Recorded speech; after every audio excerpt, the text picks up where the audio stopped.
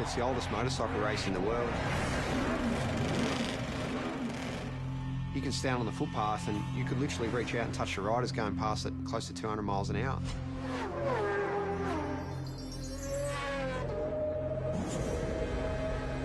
The houses are passing you so quick, sometimes it feels like you're inside a video game.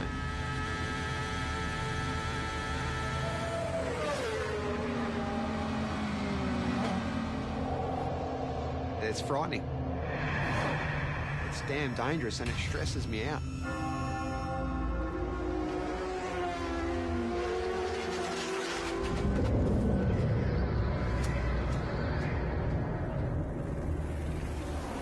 Unless I'm very much mistaken, Mark, this is the greatest motorsport event in the world.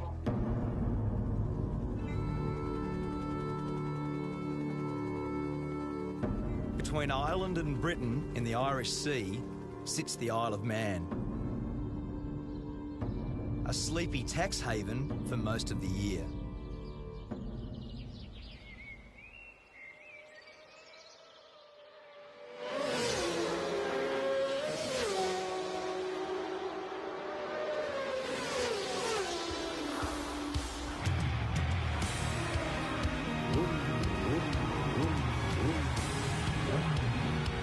I've come here to witness the most dangerous road race on Earth.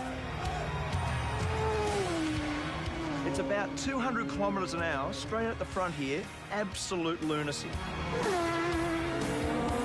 I want to find out what drives these riders to test themselves and their machines in a brutal event called the TT, the Tourist Trophy. There's a lot to get right and a lot that can go wrong, so it is part sprint race, part endurance race, and it's a time trial, so it's so unique. Peter Brock used to say that great racetracks have got consequences. The Isle of Man TT is the ultimate road course. It's the fastest, wildest and most dangerous racetrack I've ever seen. And for the riders that compete here, there is absolutely no room for error.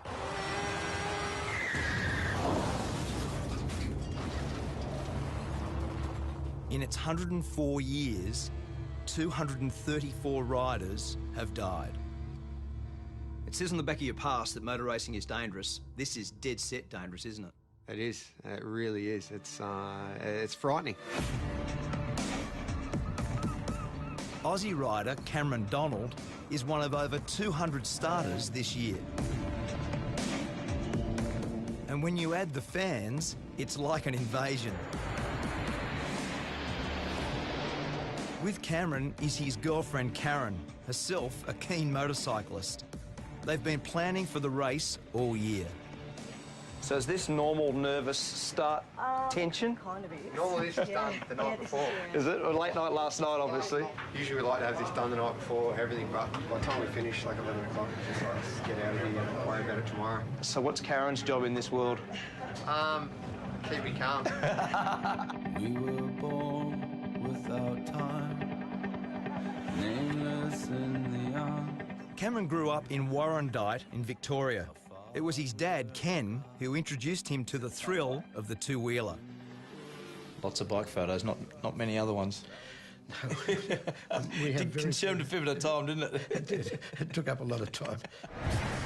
From a young age, Cameron began winning and winning. I remember Mum actually saying to me, you know, you can't, when you're going to buy or build a house, you can't live in a motorbike. I remember saying to her, yeah, Mum, you can't race a house. So I think then she just pretty much gave up. The TT is held over a fortnight. 1 week for practice, 1 week for racing, 7 races in all. And in between, the public can go flat out, no speed limit on the Island Road course. Everyone that races here knows the dangers and they accept them and they do their best to ride accordingly. But I think it's sad in this world that we're all so wrapped in cotton wool these days and there's so few opportunities to do anything dangerous. For Cameron, a plumber when he's not racing, there's no event bigger than this. riders set off at 10-second intervals. It's all about the fastest lap of the island, and that's what makes it so pure and so dangerous. You sit on the start line, you're looking down that first hill, and because it's not a mass start, you're sitting there getting waved off one at a time. The pressure on you, everyone's looking at you, and it's a rush I've never had out of any other race.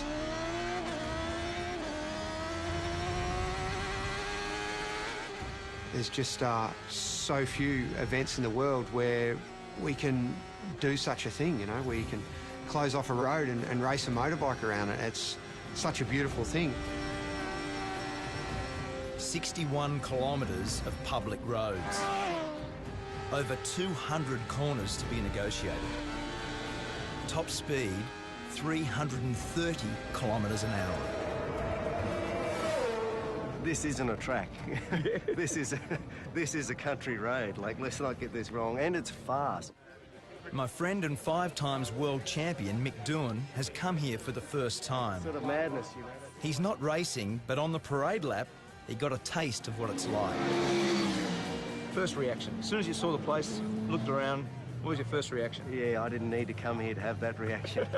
It's just, you know, as I say, it really, you know, it is absolutely just beyond your wildest dreams to think that you could come here and race a motorcycle.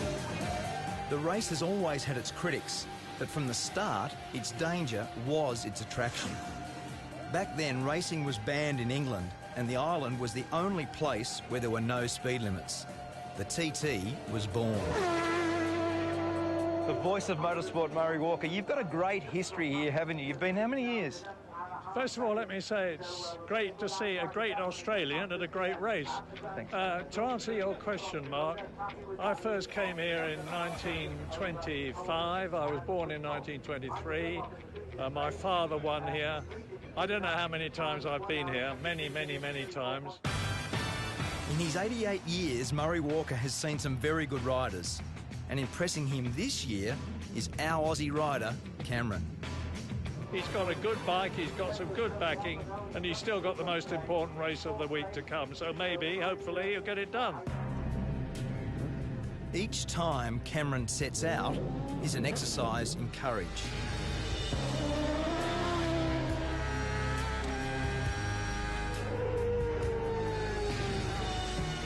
Each lap is an anxious one for Karen, who gets radio updates on his progress. I see the worry in her face before I head out for a race, and sometimes I feel a little bit guilty for putting people close to me through that stress. In the week I was there, 7 people lost their lives. 3 riders and 4 members of the public. ACU Events Limited regret to announce the death of Derek Bryan.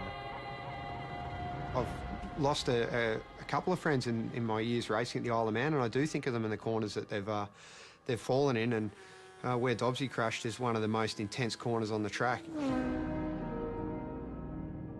Dobbsy, Paul Dobbs, died in the TT last year.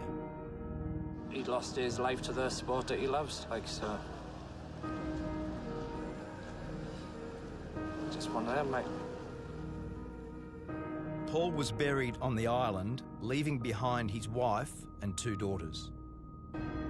So what did you love about him? God, everything. Racing. Bridget is Paul's wife. A year on, she's brought the girls back to remember their dad at the race he loved. You know it's risky, of course you do. I mean, you know, everyone loves those photos of riders' heads this far from a stone wall. You know, obviously, the reason you love those photos is you can think, oh my God, it's so close, you know? That's, it's, you know, other people have said that you only really know that you're alive when you're almost not. Some are just plain lucky to survive. Like Connor Cummins. I can actually see, you know, where it's all gone wrong. I've disappeared over the side, and the way I look at it, that's where, you know, the injuries started to happen, and it's sort of, it does get to you a little bit. We'll just get on with life. The world ain't gonna stop for me. Has your opinion of the TT changed based on what's No. happened? No? No, Do you think it should be banned? you can't possibly ban it.